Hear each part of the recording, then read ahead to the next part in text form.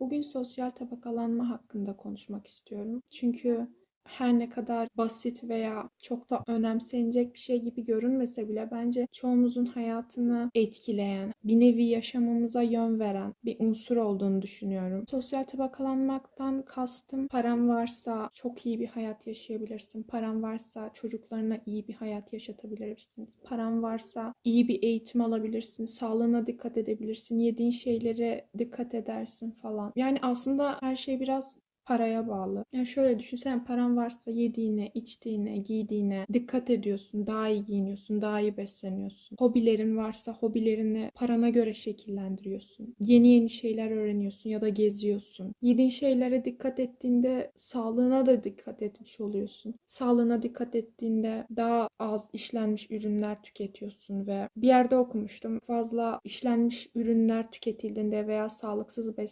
beslenildiğinde bu zeka geriliğine falan filan bile sebep oluyormuş hani.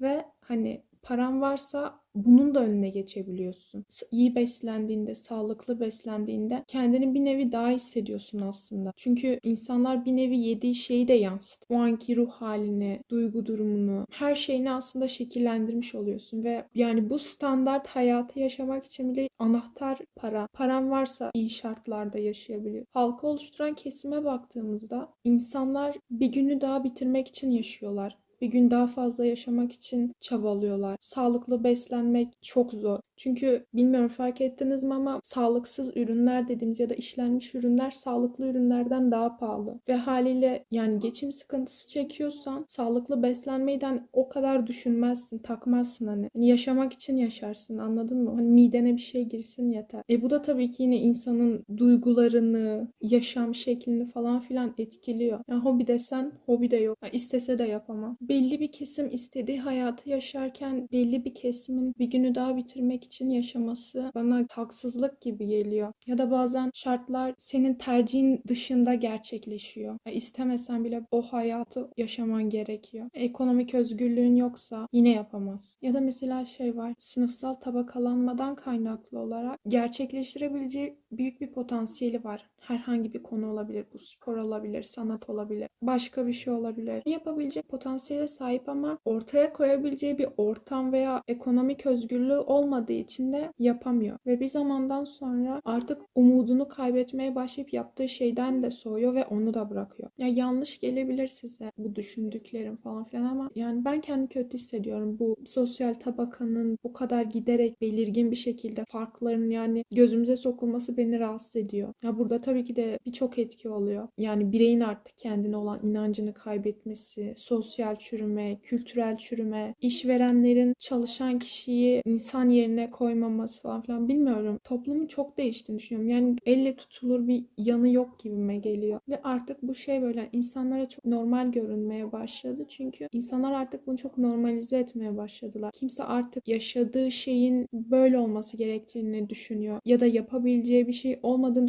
düşündüğü için bunu kabul ediyor. Böyle. Beni izlediğiniz için teşekkür ederim. Ya bu konu hakkında konuşmayı uzun zamandır istiyordum ama sadece vakit bulamıyordum. Umarım kendimi anlatabilmişimdir. Bir sonraki videoda kendinize iyi bakın. Bay bay.